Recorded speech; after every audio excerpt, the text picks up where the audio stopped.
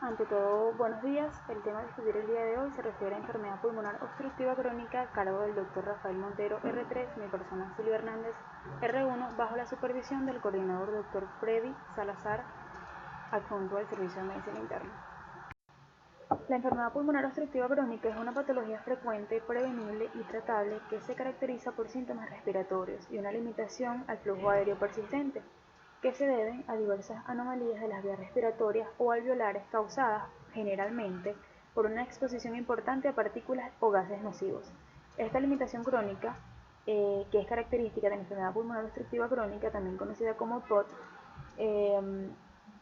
es producida por una combinación de enfermedades de vías aéreas pequeñas y destrucción del parénquima pulmonar, cuyas contribuciones relativas varían de un individuo a otro. Estos cambios no siempre ocurren al mismo tiempo, sino que evolucionan a ritmos diferentes en el tiempo. La inflamación crónica provoca cambios estructurales, estrechamiento de las vías respiratorias pequeñas y destrucción del parénquima pulmonar, que conduce a la pérdida de las vías pequeñas, disminuyendo además la retracción elástica pulmonar. Asimismo, disminuye la capacidad de las vías respiratorias para permanecer abiertas durante la expiración. Los síntomas frecuentes o característicos de esta enfermedad son la disnea, la tos o la producción de esputos. La enfermedad pulmonar obstructiva crónica constituye un importante reto de salud pública y es una causa importante de morbilidad crónica y mortalidad en todo el mundo. Es la cuarta causa de muerte en todo el mundo, pero se prevé que para el 2020 sea la tercera causa. En el 2012 fallecieron más de 3 millones de personas a causa de enfermedad pulmonar obstructiva crónica, lo cual supone un 6% del total de todas las muertes mundiales.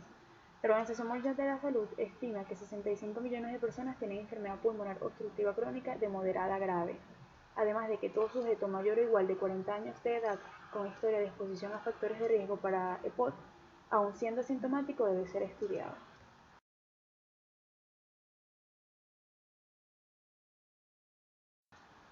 En cuanto a lo que se refiere a los factores de riesgo, lo vamos a dividir en dos: aquellos factores ligados al huésped y aquellos factores medioambientales. Se considera pues que el factor de riesgo más importante es el tabaquismo en el desarrollo de la enfermedad pulmonar obstructiva crónica. A partir de mediados del siglo XX, los estudios epidemiológicos pusieron de manifiesto la correlación existente entre el tabaquismo y el desarrollo del EPOC, que más tarde se evidenció en estudios experimentales no solo su importancia como factor de riesgo, sino también como factor etiológico. Y esta relación viene confirmada con el dato de que más del 80% de los pacientes con diagnóstico de EPOC son o han sido pacientes fumadores. Este riesgo se incrementa en función de la cantidad de cigarrillos fumados, la edad de comienzo y el número de años de tabaquismo y el hecho de seguir fumando, siendo el humo de tabaco el principal causante de la EPOC, y esto lo hace porque produce estrés oxidativo, altera el equilibrio proteasa-antiproteasas y activa la respuesta inflamatoria con la presencia de polimorfonucleares y macrófagos en todos los fumadores. Sin embargo, no todos los fumadores desarrollan EPOC clínica, lo que sugiere el hecho de que los factores genéticos pueden también modificar el riesgo individual de cada fumador. Por lo tanto, se van a dividir en dos grupos: aquellos pacientes fumadores susceptibles al humo del tabaco y aquellos no susceptibles. ¿Okay?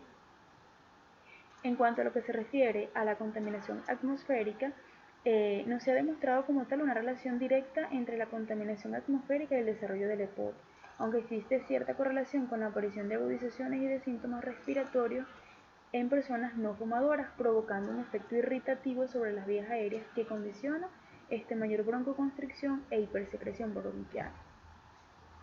En cuanto a lo que se refiere a la exposición laboral, esto va a ser exacto para determinadas profesiones, porque en el caso de aquellos trabajadores de minas, de carbón o de oro, o aquellos trabajadores expuestos a polvos vegetales, granos y algodón, van a tener mayor predisposición a desarrollar EPOC. Aunque también aquella exposición laboral en oficinas donde hay la presencia de fumadores activos,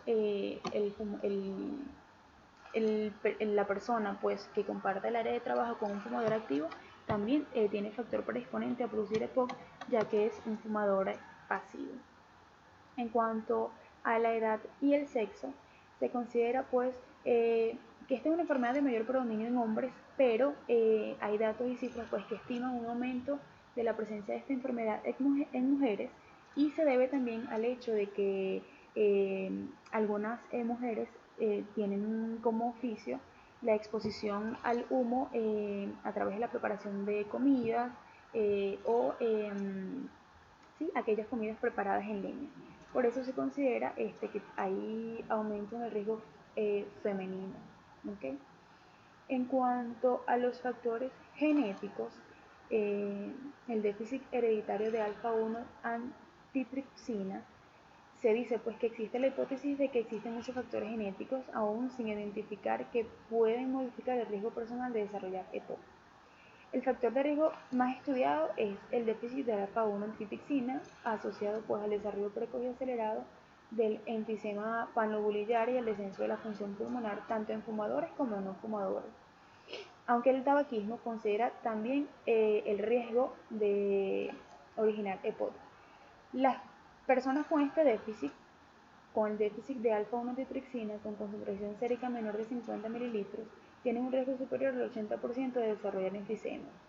Y debe sospecharse, especialmente en pacientes jóvenes con EPOC, sobre todo si son fumadores.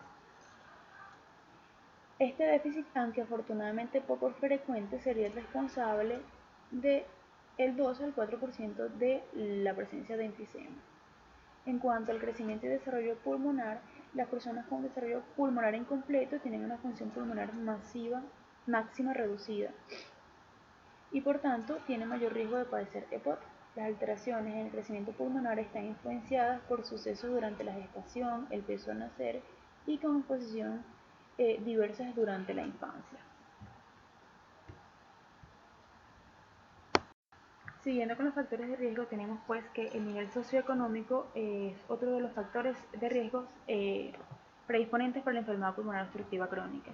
Se ha observado pues que el nivel socioeconómico es un factor de riesgo independiente para el desarrollo del EPOC, de forma que es más frecuente en las clases sociales más deprimidas, probablemente porque presentan un mayor número de factores de riesgo asociados al desarrollo de la enfermedad, como alcohol, tabaquismo, peor educación sanitaria, infecciones infantiles más frecuentes y peores condiciones de vivienda.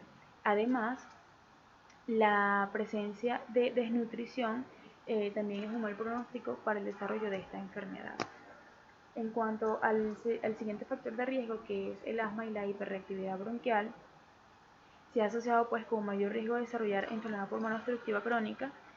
Estas personas afectadas por hiperreactividad bronquial suelen presentar mayor obstrucción bronquial, ¿okay? Y algunos estudios longitudinales han relacionado la presencia de hiperreactividad con un descenso mayor de la función pulmonar. Asimismo, la presencia de bronquitis crónica aumenta la frecuencia y la exacerbación de enfermedad pulmonar obstructiva crónica. En cuanto a las infecciones respiratorias, se considera pues que se va a generar por antecedentes durante la niñez, ¿ok? Las infecciones respiratorias infantiles antes de los 2 años de edad, con asociación de otros factores, pueden producir daño de vías aéreas y provocar la aparición de enfermedad pulmonar obstructiva crónica en la vida adulta. Patogenia de la enfermedad pulmonar obstructiva crónica. Los pulmones contienen una rica red de fibras que contienen elastina y otras proteínas de la matriz que confieren integridad estructural y elasticidad a las paredes alveolares. La respuesta inflamatoria frente a la inhalación de partículas o gases, principalmente componentes del humo del tabaco, pueden provocar un aumento de la actividad de proteasas o disminución de la actividad antiproteasa, así como un desequilibrio oxidante-antioxidante en los mecanismos del estrés oxidativo y una reparación pulmonar defectuosa. Las vías centrales y periféricas presentan una respuesta inflamatoria en el fumador con enfermedad pulmonar obstructiva crónica. En dicha respuesta participan células polimorfonucleares, eosinófilos y macrófagos. Existe también una respuesta inmunitaria mediada por linfocitos CD8 diferente a la presentada en el asma. Como respuesta progresiva al humo de cigarrillo, las células inflamatorias pueden liberar proteasas oxidantes y otros mediadores inflamatorios que desencadenarán una reacción de estrés oxidativo que modificará la matriz extracelular haciéndose más sensibles a las proteasas, generando infiltración neutrofílica e inactivando y disminuyendo los inhibidores de proteasas y alterando la reparación alveolar. La respuesta inflamatoria e inmunitaria se expresa a través de dos grandes factores de transcripción clave, como lo son el factor nuclear transformador y la proteína activadora 1. Asimismo, la liberación de citoquinas, entre las que destacan el factor necrosis tumoral alfa, la interleuquina 1 y El factor de crecimiento transformante. Estos mediadores explican, entre otros, la proliferación de fibroblastos, la liberación de neutrófilos o la remodelación que se produce en la enfermedad. Además de esto, diversas proteasas colaboran en la destrucción del parénquima pulmonar. La elastasa neutrofílica será la principal responsable en el proceso que lleva a generar enfisema junto a las metaloproteasas de la matriz. La producción de proteasas de macrófagos y la falta de síntesis de proteoglicanos, sin embargo, el equilibrio proteasas-antiproteasas no explicaría por sí mismo el avance de la enfermedad, siendo necesarias las alteraciones en el mecanismo de reparación. La apoptosis es el mecanismo del proceso que genera enfisema. La obstrucción de la enfermedad pulmonar obstructiva crónica se ocasionará por la afectación de las vías aéreas y el parénquima pulmonar. En la vía aérea de la periferia pulmonar se producirá una pérdida de retracción elástica junto con una remodelación del tejido conectivo peribronquial y alteraciones vasculares. Este remodelado es un proceso continuo de degradación y síntesis que en el caso del colágeno llevará a una destrucción y aumento de su depósito. Además de esto, hay pérdida de elastina y estos cambios que generan enfisema se verán más o menos acentuados según el tipo del mismo. En el centro acinar más específico de la exposición del humo del tabaco habrá una disminución de flujos pulmonares mayor que en el paracinar. Ahora bien, seguimos con la fisiopatología de la enfermedad pulmonar obstructiva crónica. En la actualidad existe una buena comprensión de cómo el proceso de la enfermedad subyacente en la EPOD conduce a las anormalidades fisiológicas y síntomas característicos de la misma. Por ejemplo, la inflamación y el estrechamiento de las vías aéreas periféricas conduce a disminución del volumen expiratorio forzado. La destrucción del parénquima debido al enfisema también contribuyen a la limitación del flujo aéreo y conduce a disminución del intercambio de gas. También hay evidencias que sugieren que además de estrechamiento de las vías respiratorias hay pérdida de las pequeñas vías aéreas, lo cual conlleva limitación del flujo de aire. Esta fisiopatología se va a traducir en 4 mecanismos, como son la limitación del flujo de aire y el atrapamiento de gas, la alteración del intercambio gaseoso, la hipersecreción de moco y la hipertensión pulmonar.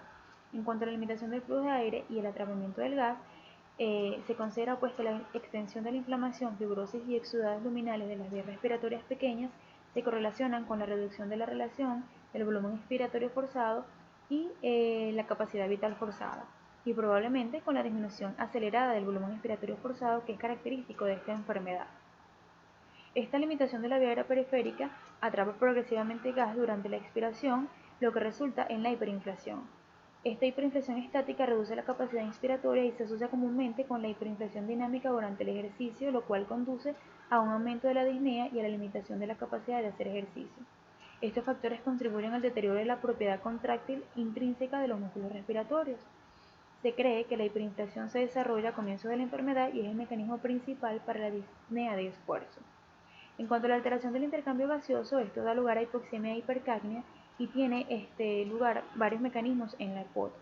En general, la transferencia de oxígeno y de dióxido de carbono empeora a medida que la enfermedad progresa. La reducción de la ventilación también puede ser debido a la ventilación mecánica reducida o aumentada del espacio merto, y esto puede conducir a la retención de dióxido de carbono cuando se combina con una ventilación reducida, debido al aumento del esfuerzo para respirar y a la limitación severa y a la hiperinflación junto con el deterioro muscular ventilatorio. En cuanto a la hipersecreción de moco, esto resulta en una tos productiva crónica. Es una característica de la bronquitis crónica y no está necesariamente asociada con la limitación del flujo aéreo. Por el contrario, no todos los pacientes con EPOC tienen la hipersecreción de moco sintomático. Cuando está presente en esta enfermedad, la hipersecreción de moco es debido a un aumento del número de células caliciformes y las glándulas submucosas agrandadas, tanto debido a la irritación de las vías respiratorias como por el humo del cigarrillo u otros agentes nocivos. En cuanto a la hipertensión pulmonar, esto puede desarrollarse tarde en el curso del EPOD y es principalmente debido a la vasoconstricción hipóxica de las pequeñas arterias pulmonares, resultando eventualmente en cambios estructurales que incluyen hiperplasia de la íntima y posteriormente hipertrofia muscular, conllevando a una obstrucción o limitación del flujo aéreo.